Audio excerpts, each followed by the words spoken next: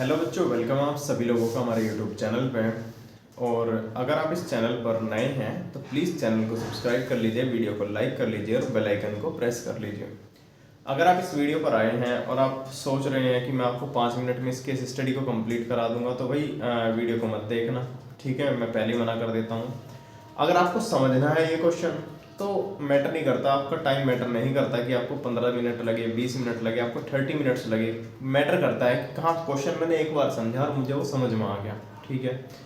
अब पहले भी मैंने आपको एक पॉलिनोमियल की केस स्टडी कराई है, लेकिन उस पॉलिनोमियल की केस स्टडी को भी बच्चे नहीं कर पा रहे थे 2024 में। और अब ये फिर से 2026 में आपको केस स्टडी देखने को मिल गई पॉलिनोमियल की।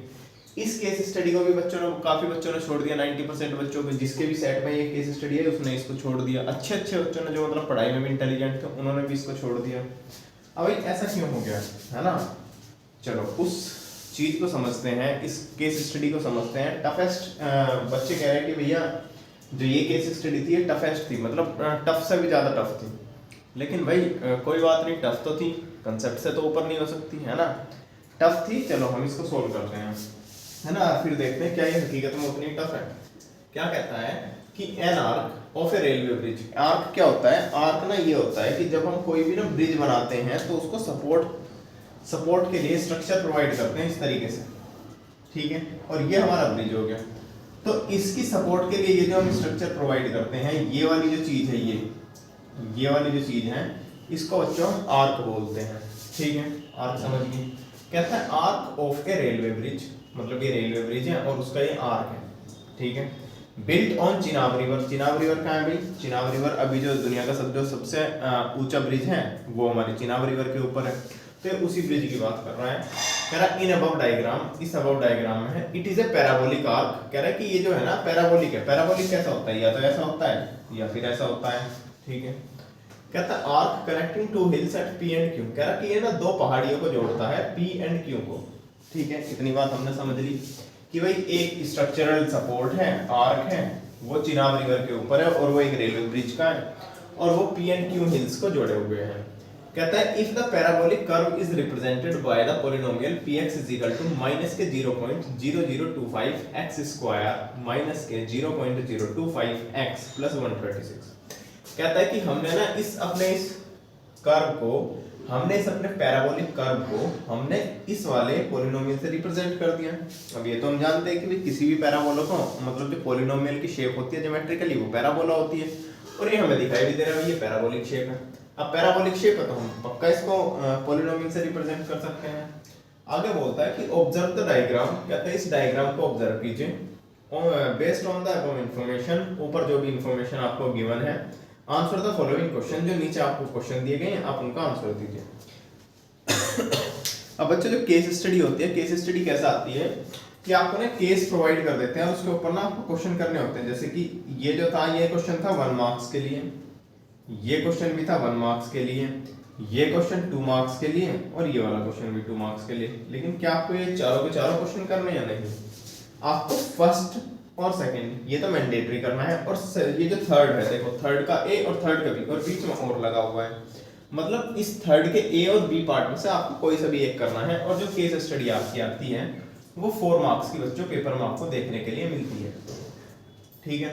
अगर मैं इसकी सेट की बात करूं तो ये ना सेट में आया था 35 3। इस सेट से मैंने क्वेश्चन लिया है। इस सेट में हमारे सीबीएसई के 2026 में आया था, ठीक है। 2026 के इस सेट में आया था। अब अगर हम इस क्वेश्चन को सोल्व करते हैं, क्वेश्चन को समझते हैं, अगर हमने इसको बड़े अच्छे तरीके से समझा है, रीड किया है, तो अब हम इस क्वेश्चन को समझने की कोशिश करते हैं। क्या कहता है भाई? मैं आपको हमेशा एक चीज बोलता हूं कि जब भी आपको क्वेश्चन है ना, क्वेश्चन को हार्ड तो आप खुद बना लेते हो, है ना। आप जितना उसको कंसेप्चुअली, जितना उसको डीपली रिवाइज करोगे, जितना उसको डीपली रीड करोगे ना, उतना क्वेश्चन आपका आसान हो जाएगा। सबसे पहले मैंने आपको हमेशा बोला है कि भाई ना आप गिवन स्टेटमेंट लिखो और गिवन में हमेशा वो चीज राइट करो जो आपको प्रोवाइडेड है, जो आपको न्यूमेरिकल वैल्यू है, जो आपको डाटा है। जैसे कि मैं इसमें बोल दूं तो न्यूमेरिकल वैल्यू मुझे सीधी सीधी ये मिली हुई है, तो मैं कहूंगा गिवन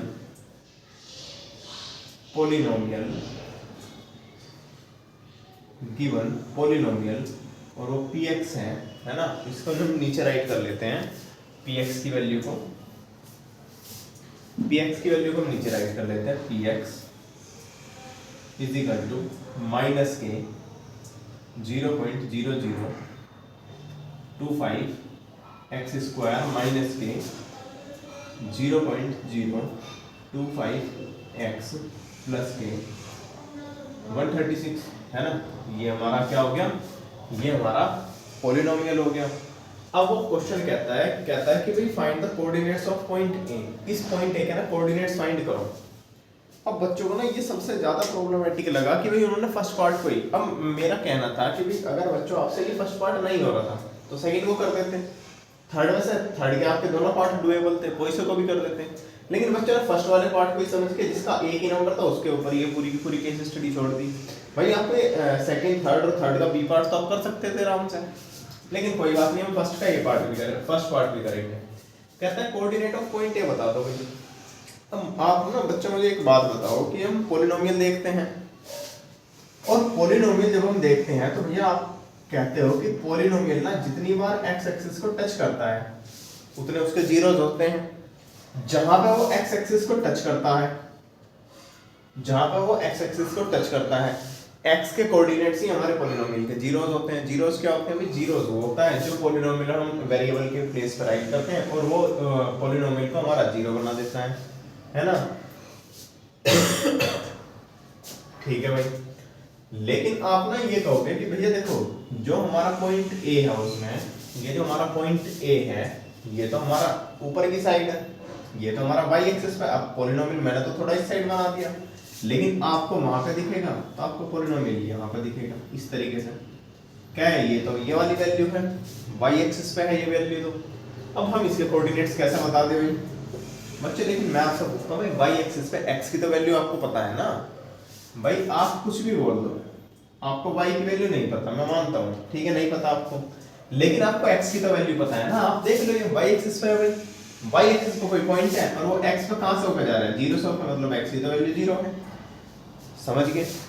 ठीक है, इतनी बात तो आप समझे।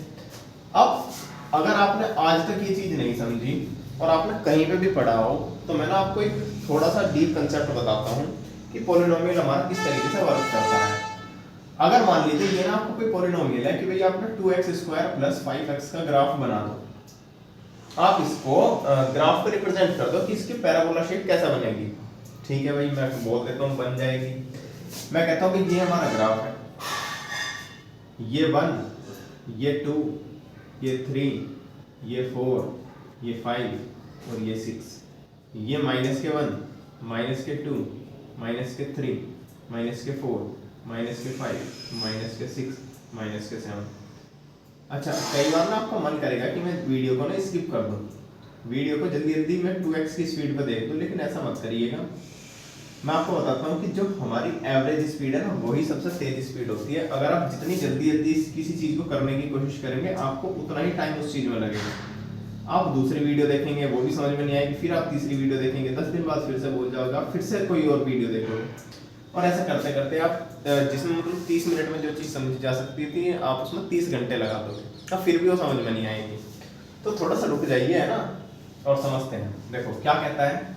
अब भैया हमें एक चीज़ पता चली कि ये हमारा पॉलिनोमियल है, ये कह रहे हो आप कि पॉलिनोमियल है हमारा, लेकिन इस पॉलिनोमियल को हम पैराबोला शेप में कैसे बना दें? उसके लिए तो हमें ना वाई एक्सिस के भी, मतलब अगर हमें कोई ये बनाना है पॉलिनोमियल तो हमें तो ये पॉइंट पता होने चाहिए, ये सारे पॉइंट पता होने चाहिए, ऐसा पॉइंट पता होने चाहिए, फिर हम उन पॉइंट्स को मिला देंगे, हम अपने इन पॉइंट्स को मिला देंगे ऐसे करके, ऐसे मिला देंगे और हमें अपना पॉलिनोमियल मिल जाएगा। अब पॉइंट्स हम तब पता कर सकते हैं जब भैया हमें वाई एक्सिस के भी कोऑर्डिनेट्स पता हो और एक्स एक्सिस के भी, मतलब कुछ कुछ इस तरीके के कोऑर्डिनेट्स आपको पता हो, एक्स वाई की वैल्यू। अब पता है क्या है पॉलिनोमियल में, ये जो आपको हमेशा ये चीज मिलती है ना, ये आपको वाई की वैल्यू मिलती है, वाई कोऑर्डिनेट्स की। कैसे कैसे भाई? कि आप ना क्या करो, इस पॉलिनोमियल में एक्स और वाई की वैल्यू पुट करते हैं। चलो ये एक्स है और ये वाई है, ठीक है। मैं बच्चों आपको ना एक्स की 1 वैल्यू पुट करता हूँ, ठीक है। तो आपको वाई की यहाँ इसको सोल्व करो, पॉलिनोमियल की वैल्यू निकाल दो P1 पे। तो P1 पे पॉलिनोमियल की वैल्यू होगी 2 × 1 + 5 × 1, क्या हो जाएगी 7। मतलब हमें ये पॉइंट मिलेगा 7, y के कोऑर्डिनेट्स मिलेंगे 7 और हमें पॉइंट मिल जाएगा 1:7। अब भाई 1:7 कहाँ पर है? 1:7 1 ये रहा है ना, और 7 ऊपर है मतलब 7 यहाँ पर है, ये हमारा 7 है, मतलब ये वाला जो पॉइंट है, ये वाला जो पॉइंट है वो 1:7 है। ठीक है, सही है भाई। अगर भैया मैं यहाँ पे माइनस का 1 पुट करता हूँ तो मुझे क्या मिलेगा, 2 इंटू, अच्छा अगर मैं माइनस का 1 पुट करता हूँ तो देखो 2 माइनस के 1 का स्क्वायर 1 और माइनस के 5, तो आपको बच्चों मिलेगा 2 माइनस के 5 यानी कि आपको मिलेगा माइनस के 3। जब आप माइनस के 1 पुट करते हो, जब आप माइनस के 1 पुट करते हो तब आपको y की वैल्यू मिलती है माइनस के 3, मतलब आपके पॉइंट जो बनते हैं वो माइनस के 1 और माइनस के 3 बनते हैं। मतलब एक पॉइंट में मैं बना सकता हूँ ये वाला, सही है ना, ठीक है। एक हमारा पॉइंट ये हो गया 7th में। और भी अलग अलग वैल्यू निकाल लो, लेकिन जब आप ना बार बार वैल्यू को निकालोगे, बार बार वैल्यू को निकालोगे, बार बार वैल्यू को निकालोगे, और अब मैं हर वैल्यू तो नहीं निकाल सकता, मैं अगर निकालने भी लगूँ तो उसमें बहुत ज़्यादा टाइम लग जाएगा, लेकिन आप करके देख लेना, आप कई बार ना इसकी वैल्यू पुट कर देना, कम से कम 10-15 पॉइंट, बार बार y की वैल्यू मिलेगी।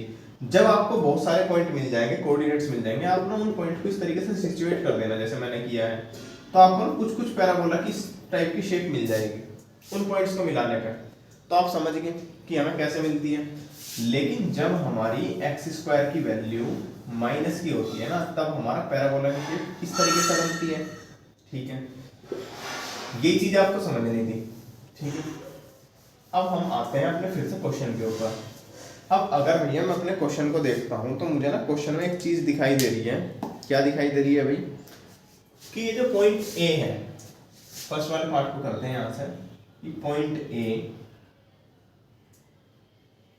Lies on y axis, on y axis, point A जो है वो y एक्सिस पे लाई करता है। मतलब मैं कह दूं कि जो x कोऑर्डिनेट्स हैं, x कोऑर्डिनेट क्या होंगे, 0 होंगे, मानते हो बिल्कुल भाई। ये जो भी पॉइंट हमारा होगा 0 होगा, और एक y की वैल्यू हम निकाल देंगे। तो अगर मैं निकालना चाहूं कि भाई value of y coordinates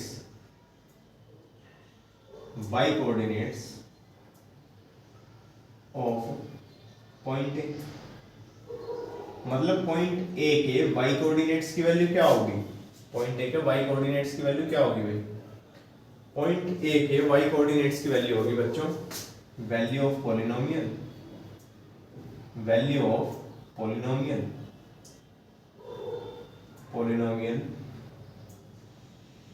eight x is equal to 0। क्यों x इज इक्वल टू 0 क्यों लिया, क्योंकि ये जो पॉइंट है उसमें x की वैल्यू 0 है, मतलब अगर मैं x की वैल्यू 0 पुट करूंगा तो जो भी मुझे y की वैल्यू होगी वो मुझे मिल जाएगी।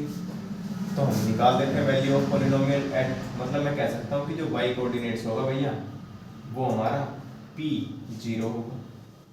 सही है भाई, इसे इक्वेशन 1 बना लो। लेकिन बच्चों मैं कहूँ आपसे p0 की वैल्यू कैसे आप निकाल लोगे, तो भाई इस पॉलिनोमियल में x के प्लेस पे जहाँ जहाँ आपको x दिखाई दे रहा है वहाँ आप 0 पुट कर दो, तो p0 की वैल्यू निकालोगे तो p0 इज इक्वल टू 0.0025, और 0 का तो स्क्वायर 0 ही होता है बच्चों, 0.025x, मतलब इसकी भी मल्टीप्लाई 0 में और प्लस के 136। भाई ये भी 0 हो गया, ये भी 0 हो गया, तो हमें क्या मिला 136। मतलब बच्चों हमें y की वैल्यू मिल गई, क्या y की वैल्यू हमें मिल गई p0, और p0 की वैल्यू हमने निकाली कितनी 136, और हम बोल देंगे ये हमने कहाँ से डाटा उठाया, फ्रॉम इक्वेशन 1 से उठाया। मैं आपको फिर से बता रहा हूँ कि जब भी आपको ये कोई क्वेश्चन कराएगा ना, ये पूरी लैंग्वेज के साथ कोई कराएगा ही नहीं। आप जब इस क्वेश्चन का सॉल्यूशन देखेंगे ना, आपको कहीं पे मिलेगा ही नहीं। इसका सॉल्यूशन मैंने तैयार किया है, और तैयार के मतलब मैं आपके सामने तैयार करने लग रहा हूँ। बस मेरा प्रोसेस हमेशा ये होता है कि मैं ना कंसेप्ट को थोड़ा थोड़ा तोड़ के हमेशा पढ़ता हूँ और उसे समझाने की कोशिश करता हूँ। तो भाई y की भी वैल्यू मिल गई, तो हम बोल देंगे hence the coordinates of point A, coordinates of point A R क्या है बच्चों, भाई x की तो वैल्यू 0 है और y की वैल्यू 136 है। देखो क्वेश्चन नंबर 1 तो आपका हो गया बड़े अच्छे से, है ना। ठीक है, अब आते हैं सेकेंड पार्ट पे भाई। फर्स्ट पार्ट आप अब मुझे आप बताओ क्या हार्ड था? बस थोड़ा सा समझना, मतलब कंसेप्ट तो पता ही होना चाहिए। जिन बच्चों ने पहले 10th की हुई है उन्हें पता तो होगा ही ज्योमेट्रिकल मीनिंग पॉलिनोमियल का, लेकिन फिर भी उन्होंने छोड़ दिया। अब आते हैं किस क्वेश्चन पे भाई। फर्स्ट तो हमारा हो गया, 1 नंबर तो हमारे पक्के हो गए। कहता है find the span of arc.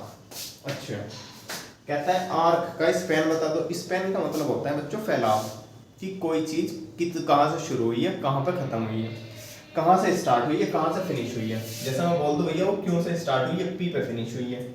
अच्छा, इस साइड से जाओगे तो पी से स्टार्ट हुई है, क्यों पे फिनिश हुई है। भाई कहीं से भी बना लो, ब्रिज इधर से बनाओगे उधर खत्म हो जाएगा, उधर से बनाओगे इधर खत्म हो जाएगा, है ना।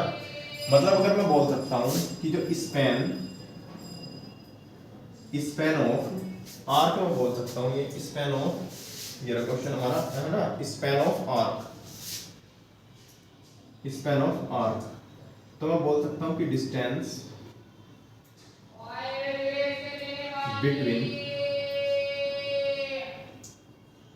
पॉइंट्स पी पॉइंट्स क्या है बच्चों, 2 to 8.5, 0 एंड क्यू, और क्यू के कोऑर्डिनेट्स हैं -238.5 और 0। ठीक है, कहता है कि अब ना इनके बीच की जो डिस्टेंस होगी वही तो हमारे आर्क का स्पैन हुआ। मतलब देखो ये जो डिस्टेंस है भाई, स्पैन कितना है, इतना है, इतना फैला हुआ है ब्रिज, टोटल एक्स एक्सिस पे इतना फैला हुआ है, मतलब ये हमारा स्पैन हो गया। ठीक है भाई, स्पैन हो गया। तो अब अगर हम इस क्वेश्चन को देखें और हम निकालें इसकी डिस्टेंस, अब बच्चों इसके ना दो तरीके हैं। एक तो आपने कोऑर्डिनेट ज्योमेट्री में रीड किया हुआ है कि किन्हीं भी दो पॉइंट के बीच का डिस्टेंस निकालोगे तो हम डिस्टेंस फॉर्मूला इन दोनों के बीच में लगा देंगे। अब क्योंकि क्वेश्चन पॉलिनोमियल का है और आप इसमें कोऑर्डिनेट्स लगाओगे कोई प्रॉब्लम नहीं है भाई, उसने भी तो यहाँ कोऑर्डिनेट्स लगाए हुए हैं, है ना, कोई दिक्कत नहीं है, आप उससे लगा लो। दूसरे तरीके से जाना चाहते हो तो आप ना एक काम कर सकते हो कि आप इस वाले नंबर में से इसको माइनस कर देना, इसके एक्स कोऑर्डिनेट्स में से इसको एक्स कोऑर्डिनेट्स माइनस कर देना। क्यों माइनस करोगे, इसका मैं रीजन बताता हूँ। चलो मैं बोलता हूँ भाई ये मेरा क्या है, कार्टेशियन सिस्टम है। ये 0 है, ये 1 है, ये 2 है, ये 3 है, ये 1 है माइनस का, ये 2 है और ये 3 है। अगर बच्चों मैं आपसे पूछता हूँ कि इसके और इसके बीच की डिस्टेंस बता दो, ये देखो 1 2 3 4 5 यूनिट है। अब या तो आप ऐसे निकाल दो, वरना आप क्या करो, बड़े वाली वैल्यू से इससे छोटी छोटी सारी वैल्यू फिनिश हो जाएंगी तो हमें ये मिल जाएगी। तो 3 माइनस माइनस के 2, अभी हमें 5 मिल गया, है ना। दोनों तरीके हमारे सही हैं, मैं आपको दोनों तरीके से बता दूंगा, आप प्रॉब्लम में मत आना। आप कोई सा भी अटेम्प्ट दे दीजिए, कैसे भी अटेम्प्ट दे दीजिए भाई, इससे दे दीजिए या इस वाले कोऑर्डिनेट्स डिस्टेंस फॉर्मूले से चले जाइए, आपके आंसर सेम ही आएंगे। चलो तो है ना, पहला कोऑर्डिनेट से कर लेते हैं कि डिस्टेंस बिटवीन पी क्यू, मतलब मैं कह सकता हूँ कि भाई पी क्यू, तो पी क्यू का फॉर्मूला क्या होता है, पी क्यू का फॉर्मूला होता है भाई x1 माइनस x2 का whole square plus y1 minus y2 का होल स्क्वायर।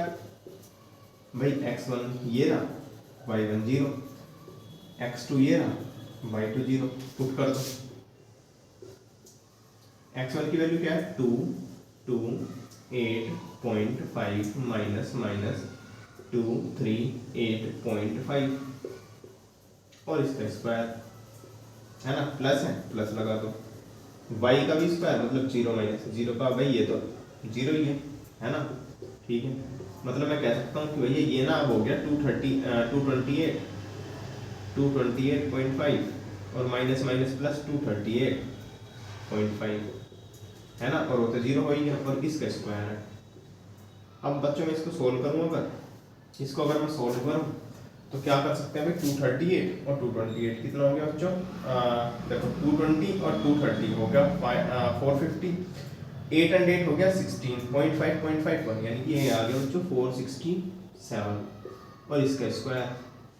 ठीक है, इसका स्क्वायर है तो इसको हम निकाल देंगे, 467 आ गया हमारा ये।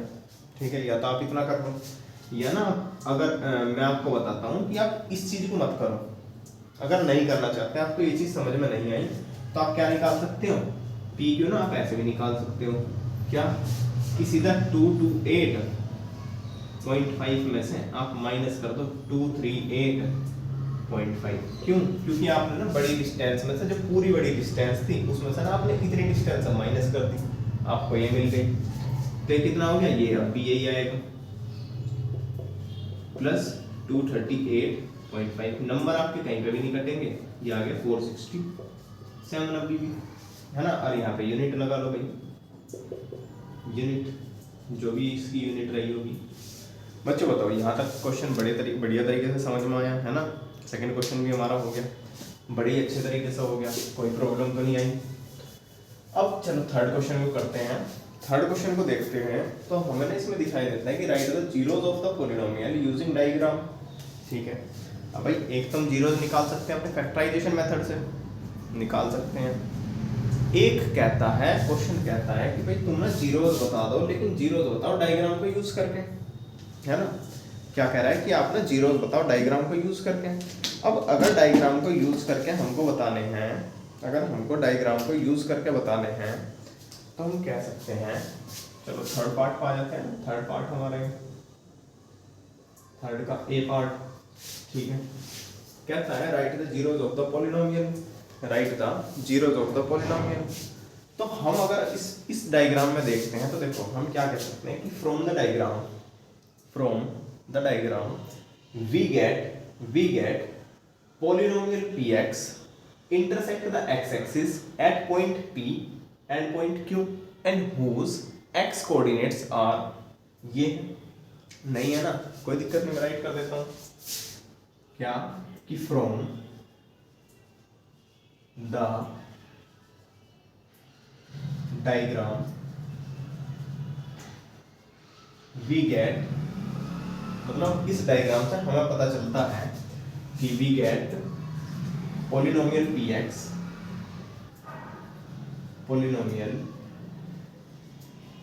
px intersects x-axis at point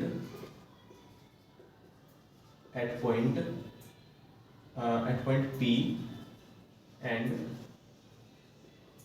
point Q whose x coordinates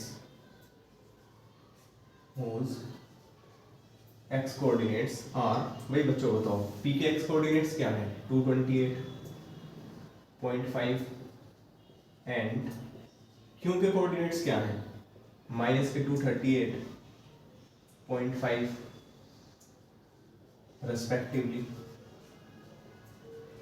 respectively का मतलब बच्चों कि ये 228 तो ये 228 तो p के लिए है और माइनस के 238 जो है वो q के लिए है, x कोऑर्डिनेट्स। ठीक है, तो हम बोलेंगे हेंस द जीरोस ऑफ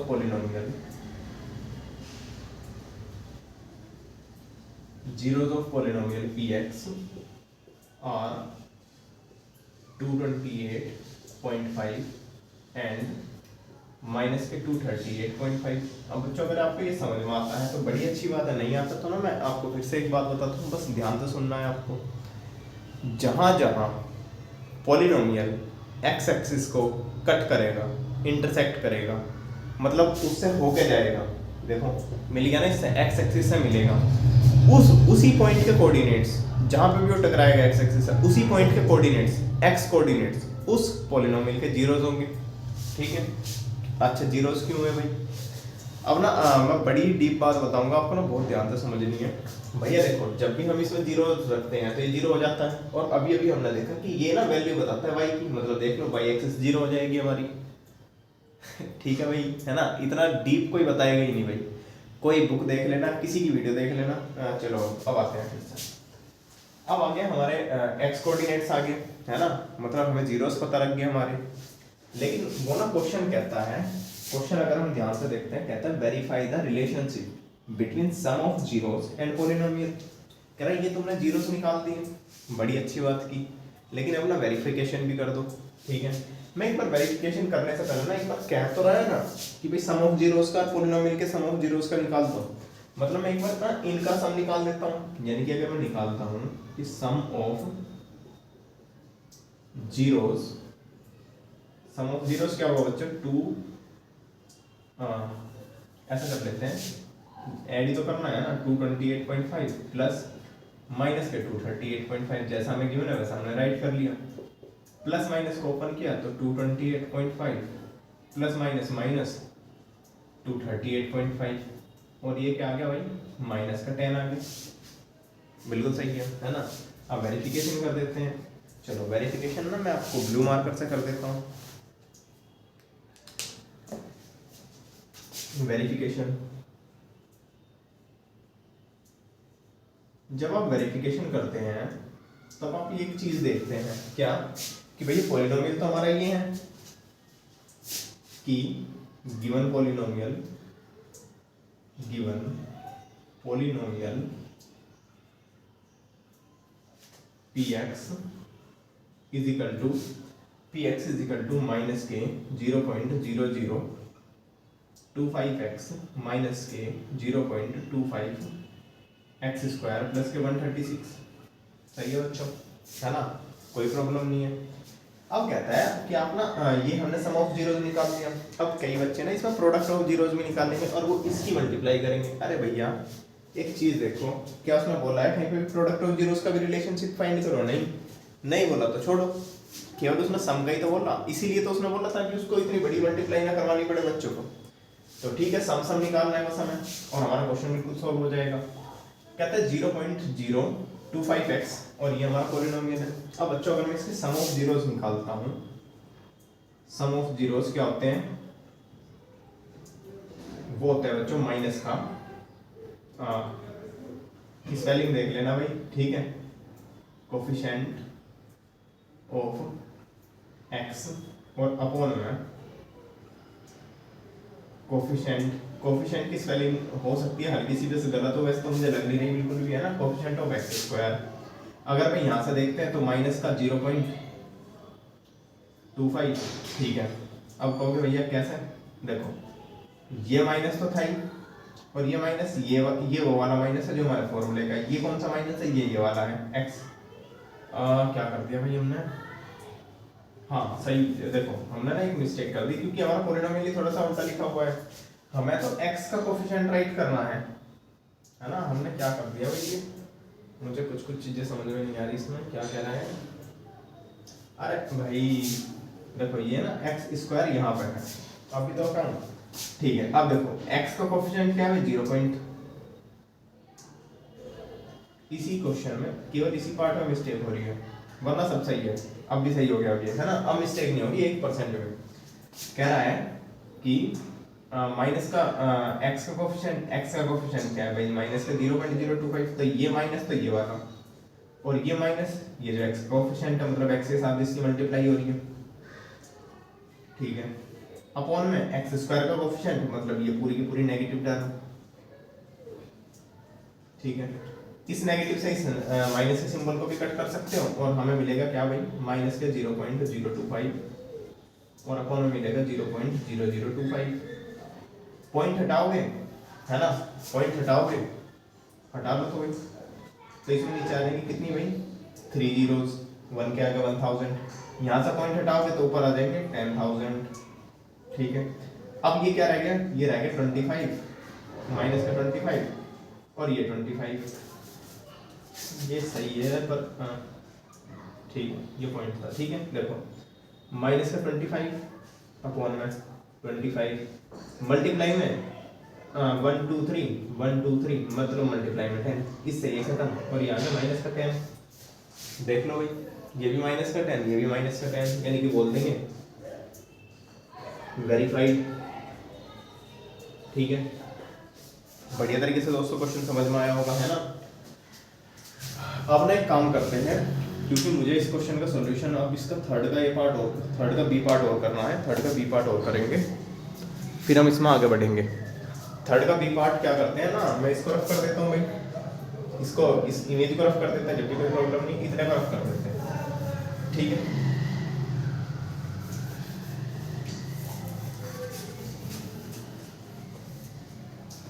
है भाई। अब आते हैं थर्ड के बी पार्ट पर। थर्ड का बी पार्ट क्या कहता है कि find the value of p x at x is equal to 100 and x is equal to minus के 100। तो केस फर्स्ट ले लेते हैं, क्या कि value of p x at x is equal to 100, मतलब एक्स 100 में, तो एक्स के प्लेस पर 100 पुट कर दो बच्चों। 100 पुट करोगे और पॉलिनोमियल हमारा ये है, तो पॉलिनोमियल में एक्स की प्लेस पर 100 पुट कर दो, मतलब is equal to minus k 0.0025 into में 100 का स्क्वायर माइनस के 0.025 इंटू में 100 प्लस के 136। 100 का स्क्वायर 10,000 यानी कि 0.0025 इंटू में 10,000 और 100 की मल्टीप्लाई इसमें करोगे तो ये आ जाएगा माइनस के 2.5 और ये रह गया प्लस के 136। ठीक है, ये आ गया 10,000 की मल्टीप्लाई इसमें करोगे, ये माइनस का भी था तो ये हो जाएगा माइनस के 25 माइनस के 2.5 और प्लस के 136। अब इसको सोल्व करके देख लो भाई क्या बनेगा।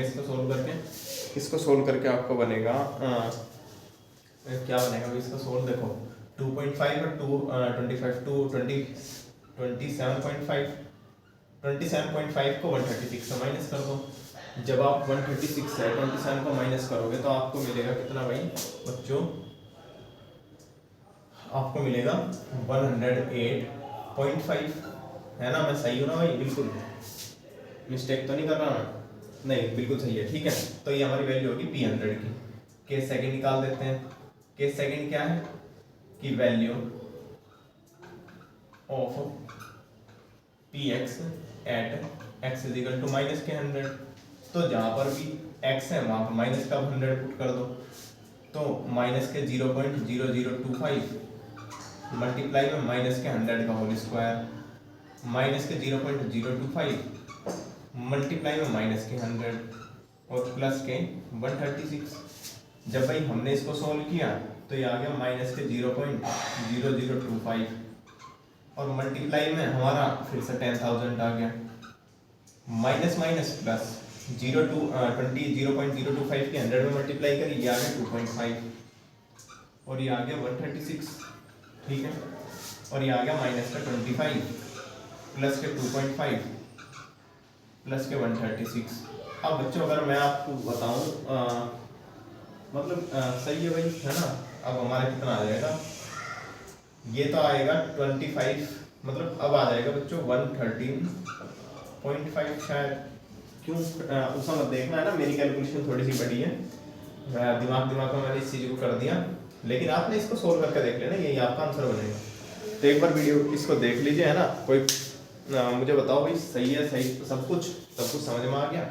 अब एक बात हम ये राइट कर देंगे, उसने ये भी बोला ना आर द सेम, तो हम बोलेंगे यहाँ पर कि P100 नॉट इक्वल टू है P माइनस के 100। कैसे देखो, ये 108.5 है, ये 113.5 है, सेम तो नहीं है, तो नीचे लिख देना they are not same, hence